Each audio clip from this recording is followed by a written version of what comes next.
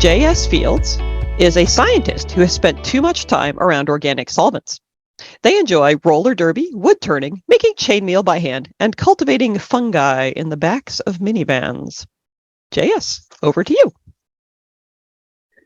Thanks, everyone. I'm going to read to you an excerpt from a dystopian science fiction called Queen. Because we're happening right in the middle of the book, a little bit of backstory. This is a tidally locked planet, so sun on one side, cold on the other.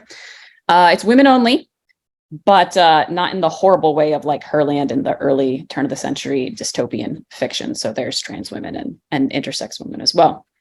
Right now, the colonists have learned that, of course, the New Earth government has just been an asshole and has been withholding resources. So they've snuck into a colony and have done, things, terrorist things. Their flyer they've been in has been grounded. They've crashed into the sand side, and the only way out is to seduce some very large beetles to pull their flyer out. So they've gone into a cave to get a special fungus egg, because I'm really into fungi, to get a special fungus egg that has the pheromones that will lure the beetles away. So we're joining them in the cave. They already have the fungus egg, but the beetle is carrying it like precious cargo. But things have gone horribly wrong. So our lead character here is Ember, who is trying to control this beetle that has their precious cargo. The beetles, by the way, are giant. The beetles continued climbing up toward the surface. The clicking became deafening. The incline eased. Her beetle stopped, and Ember scrambled her right leg back under the thorax. She just found a place to hook her ankle around when her beetle reared. As she slid halfway under the wing casing, the beetle's head smashed into the ceiling above them. Snow and clay rained down, and then there was light, pale, diffuse, marginal light, as they burst from the gallery and into the freezing morning. "I can see you, 36 meters up, on a small ledge. Nice work." "I haven't done shit," Ember muttered. Beetles streamed past her now, climbing down the gallery walls and swarming the snow. Thick lines made it impossible to count how many there were, their exoskeletons the color of cooked white eggshells blending in. The rabbits, though, those Ember could clearly see as they streamed from below ground. There was the pod, nestled into its depression and half covered in snow. It wasn't far, but the minimal sunlight cast a sickening orange glow on the snow that turned her stomach more than the beetle ride had. Above, the governmental flyer hovered, its tip rotating from the pod to the beetles, probably just as terrified as they were. The flyer could only see the top of their pod, the rest of it well meshed into the broken ground. "Dr. Schmidt?" Knock's voice came tentatively over the comm. "I'd suggest you move." "Why? What?" The snow was decayed orange peel one minute and the color of old blood the next. Hundreds of beetles, thousands of beetles, snowside and sandside, pushed from the gallery walls and covered the landscape. More rabbits followed, hopping between toes and skittering legs, some of them riding the beetles in the most bizarre rodeo. Ember's feet got pushed from their catchment as her beetle's wings unfolded, and the damn thing took flight, launching itself from the ledge and into the air with far more grace than she would have expected.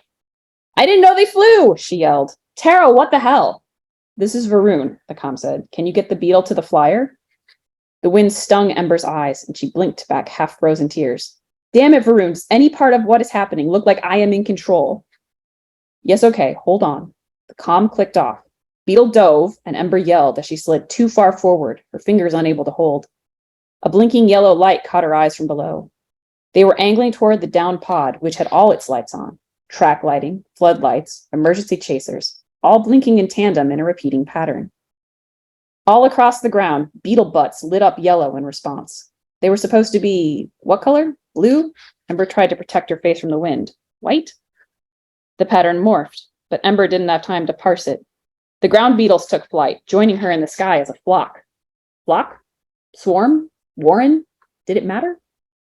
"What the hell did you tell them, Varun?" Ember screamed into the frozen air, her fingers increasingly numb. "That you're the best mate option," Varun responded. "That is Dr. Knox and my hypothesis." His voice hit the wrong octave, and Ember's stomach sank.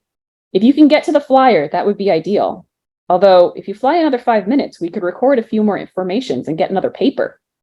"Fly and do what?" "Get out of the sky, Ember," Nadia yelled. "Tara's going to have a heart attack, and so am I." "I'm open to suggestions," Ember yelled back. No one responded. "Well, fine." This time when her beetle took another dive, Ember loosened cold fingers and let herself slide forward. Her feet flipped in front, and she flipped too. She then grabbed the underside of the head as her feet dangled in the beetle's eyes. It pitched left, and she slid with it, hands skimming the chitin, the skin sharp edge separating her skin. She kicked her legs, trying to find purchase. The exoskeleton was too slick, however, despite its striations. She kicked again, tried to dig her heels in, and screamed a few times for good measure. The beetle turned upside down and then flew in circles. Confused, angry, or simply trying to dislodge her, she couldn't tell. She found purchase, finally, as a booted toe struck the soft mycelium, the fungal egg, and buried inside. The beetle screamed. Beetles were not supposed to scream. Ember lost her grip and slid down, crashing, sinking into the mycelial egg, surrounded by a rotten apple smell laced with the distinct odor of bread mold. She hit a solid cylindrical thing, probably the forming mushroom inside the egg, and wrapped herself around it, spitting tacky fluid from her mouth.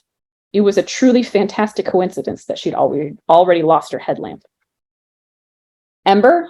Asher's voice chirped, muted, through the comm. You're coming up on the colony flyer now. Any chance you could get the beetle to go down a bit? Maybe attack? Ember kicked at the white and green around her. Tell me when we're just above. I'll see what I can do.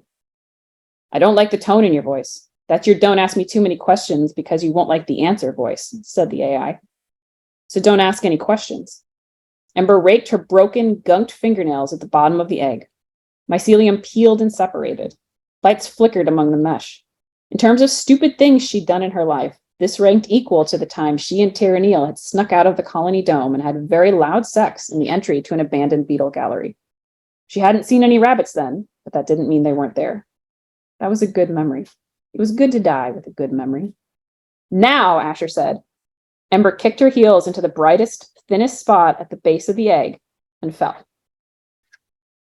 And I wanted to keep it short, so